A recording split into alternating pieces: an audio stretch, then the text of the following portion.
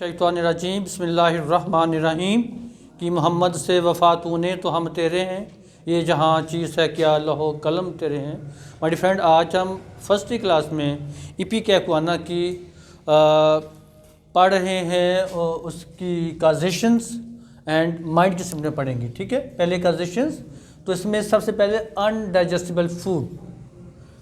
अनडाइजेस्टिबल foods ऐसी चीज़ें जो कि डाइजेस्ट नहीं हो पाती, जैसे कच्ची चीज़ें हम खा लेते हैं। बाज़ बच्चे मट्टी खा रहे होते हैं, ठीक है, इस तरह की चीज़ें खा रहे होते हैं, स्लेट खा रहे होते हैं।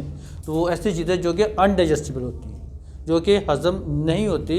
ऐसी चीज़ें खाने से अगर किसी बच्चे की या किसी की भी तबीयत ख़राब हो जाती है तो उसके लिए इपिकॉक, मसलन पेट ख़राब हो गया या उल्टी आनी शुरू होगी तो इपिकॉक देने से उसको रिलीफ मिल जाएगा।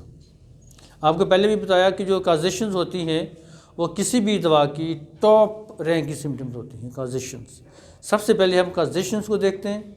अगर हमें वजह मिल जाती है तो फिर हमें उसकी सिम्टम्स की हमारे यहाँ पास इतनी ज़्यादा अहमियत नहीं रहती। ठीक है, सिम्टम्स तभी अहम है जब हमारे पास काजेशन का वाज़े नहीं है, राइट। तो नंबर 2 है ड्राइड ग्रेप्स। ड्राइड ग्रेप्स जैसे ये मेवे होते हैं, खुश्क अंगूर होते हैं। बाद लोग खाते हैं तो उनको बड़े अच्छे सूट करते हैं, उनकी सेहत बनती है, वेट बढ़ता है, उनको एनर्जी मिलती है। लेकिन बाद लोग खाएंगे तो उनको वॉमिटिंग शुरू हो जाती है, उनको इंडाइजेशन हो जाती है, उनका मैदा ख़राब हो जाता है। ठीक है, बाद को और भी कोई प्रॉब्लम होनी शुरू हो जाती हैं। जिन लोगों को ये प्रॉब्लम करें, जिनके लिए प्रॉब्लम्स क्रिएट करें, ठीक है, ये सूखे अंगूर जो कि मेवे जिनको कहते हैं, सोगी भी पंजाबी में कहते हैं, इस तरह के वर्ड्स आते हैं। तो उनके लिए ये खाने के बाद उनको प्रॉब्लम हुआ, किसी को मोशन लग गए, किसी को उल्टियाँ लग गई, कोई और मसला हो गया, गला ख़राब हो गया, तो आपकी दवा जो पहले बनेगी वो इपिकॉक बनेगी, राइट। केक्स वगैरह बाद लोग खाते हैं, केक खाते हैं।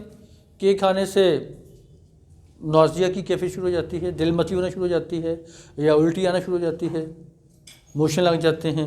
ठीक है, या इस तरह की कंडीशन आए और पता चले कि जनाब केक खाया था, उसके बाद बच्चे को मोशन लग गए, उसके बाद बच्चे को उल्टी आनी शुरू हो गई, ठीक है, उसके बाद उसको बुखार हो गया, या उसके बाद उसमें सर दर्द होगी, तो दवा आपकी कौन सी बनेगी? इपिकॉक। नेक्स्ट है एंगर। ये भी हमारी जो एंग्री मेडिसिन हैं उन्हीं की रेंज में ये दवा आती है। एंगर, गुस्सा इसके अंदर भी पाया जाता है। जैसे आपकी फर्स्ट ईयर में आपकी बहुत सारी मेडिसिन टॉप गुस्से वाली हैं, उसमें कैमोमिला है, तो गुस्से की सरदार है। उसके बाद ब्रायोनिया में गुस्सा है। उसके बाद आपकी नक्स वमिका में टॉप रैंक का गुस्सा है, वो अभी हमने पढ़नी है। फिर इसके अंदर भी बहुत सा गुस्सा पाया जाता है, ठीक है ना, ये गुस्से वाली रेमेडीज़ है। तो एंगर की वजह से क्या होता है? गुस्सा, एक तो गुस्सा कर रहे हैं ना पेशेंट, लेकिन बाद लोग, हर बंदा गुस्सा करता है, लेकिन बाद लोग गुस्सा करने के बाद भी फ्रेश है। लेकिन बाद लोग जब गुस्सा करते हैं तो वो उनका जिस्म कामना शुरू कर देता है, उनके सर में दर्द शुरू हो जाती है, उनको डिप्रेशन हो सकता है, कुछ भी मसला हो सकता है उनको, किस वजह से होता है?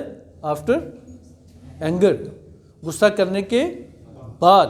गुस्सा करने से अगर किसी को प्रॉब्लम होती है तो आपकी दवा कैमोमिला भी बन सकती है, ब्रायोनिया भी बन सकती है, इपिकॉक भी बन सकती है, नक्स वामिका भी बन सकती है। ठीक है, थोड़ा सा और सिम्टम दे के आप उसको दवा देंगे तो केस आपका क्लियर हो जाएगा। नेक्स्ट है रिजर्व्ड डिस्प्लेजर। रिजर्व का मतलब है किसी चीज़ को रिजर्व कर लेना, साकन कर देना चीज़ को, बस ये सीट रिजर्व्ड है, ये मेरे लिए, ठीक है, ये फ़लाँ के लिए, ये फ़लाँ के लिए।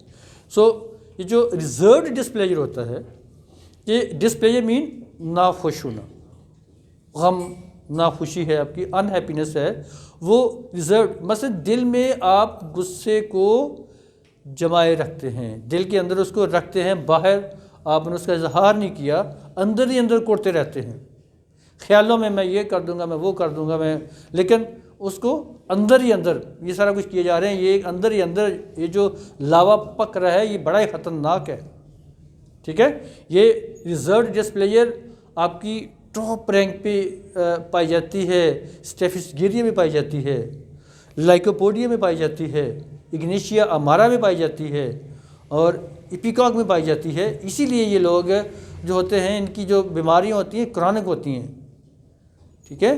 पुरानी वो इस तरह से डिस्प्लेजर पुरानी दिल में रख के उसको रखे वो चले आ रहे हैं, तो वो उनकी वजह से ब्लड प्रेशर हाई हो सकता है, कोई बंदा पैरालाइज हो सकता है, किसी को भी कोई मसला हो सकता है अगर ये डिस्प्लेजर रिजर्व डिस्प्लेजर को आप समझ गए ना कि अपने गम को अंदर ही छुपाया हुआ है, ठीक है ना, इजहार नहीं वो बंदा उसका वो ज़्यादा करता, उसको अंदर रखता है, रिजर्व रखता है उसको, तो उसकी वजह से फिर बहुत सारे मसले मसाइल पैदा हो सकते हैं। और ये जो इमोशंस का स्ट्रेस होता है, ये इमोशनल स्ट्रेस है, ये तो बहुत ख़तरनाक होता है,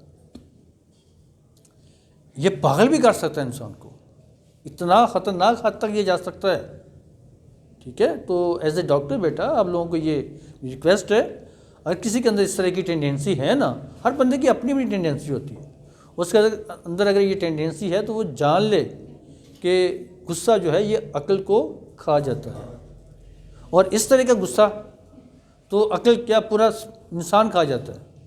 तो ज़रूरत ही कोई नहीं है, गुस्सा अगर आता है आपके अंदर टेंडेंसी है तो अगले बंदे को यानी बदिल यानी दिल खुश अपना रख के उसको माफ़ कर दें कि मैंने इसको अल्लाह के लिए माफ़ कर दिया, इसने जो ज़्यादती की, कोई गलती की, कोई मिसबिहेव किया, ठीक है। जब आप कर देंगे तो फिर कम से कम आपके अंदर वो जो गुस्से में रह के मुसलसल थोड़ी देर गुस्से में रहेंगे तो आपके अंदर कार्टिसोन हार्मोन्स का लेवल बढ़ना शुरू हो जाता है।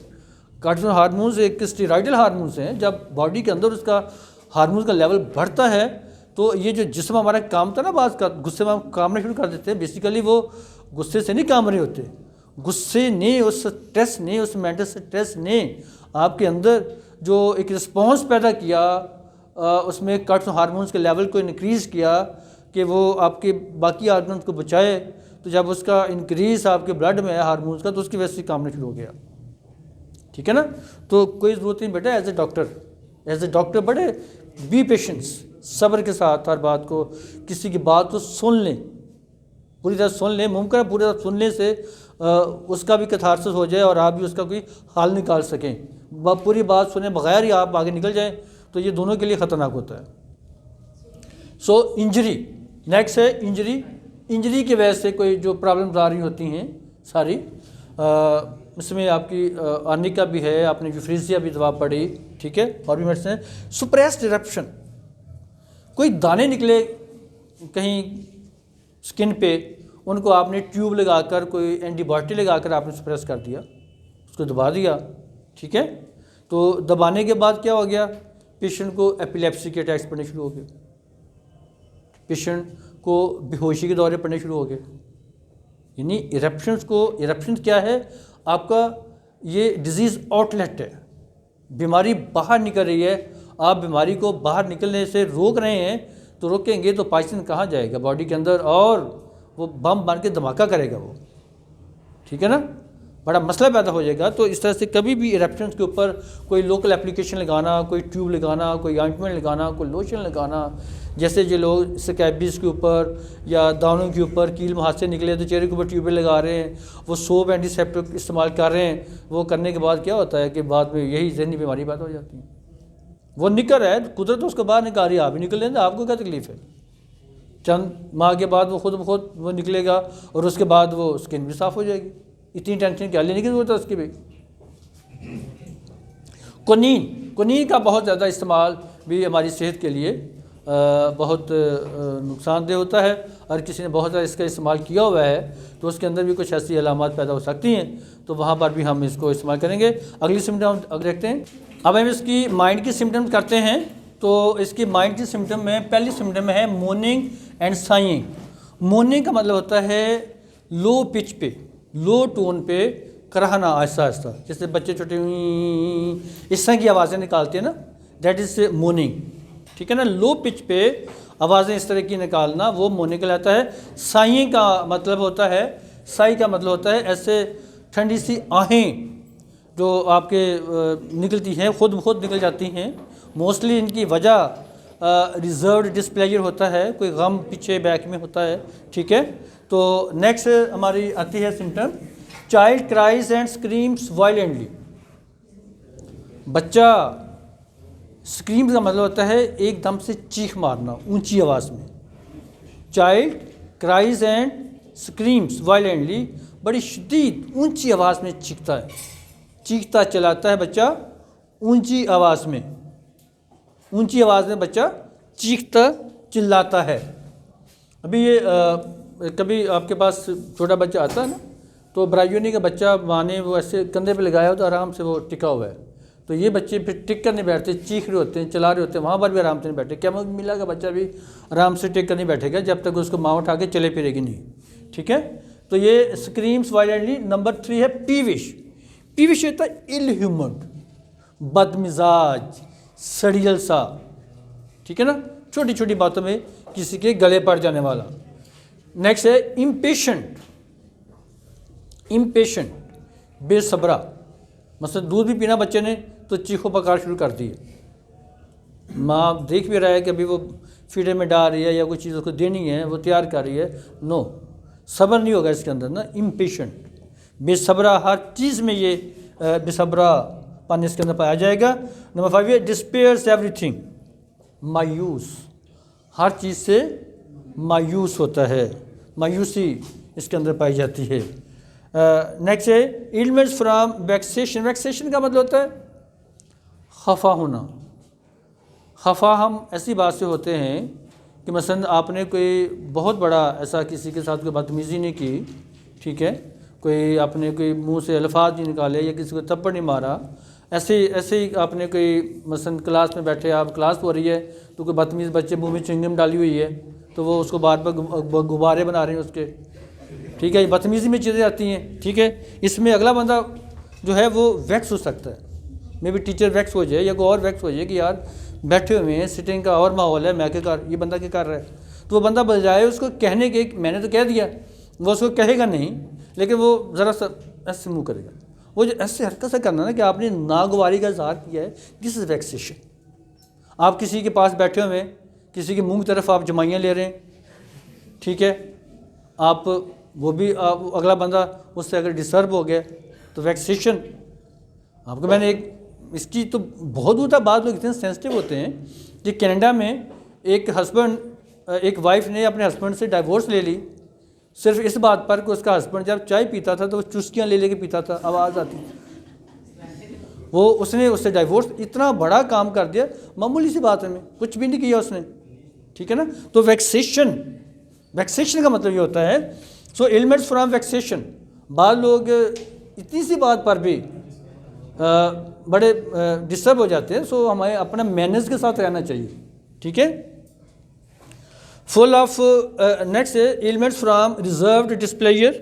Elements from reserve displayer, reserve displayer कि आपने अपना गम दिल में छुपाए रखा है, उसमें उसका इजहार नहीं किया, अंदर ही अंदर आप वो खाया जा रहा है आपको, ठीक है।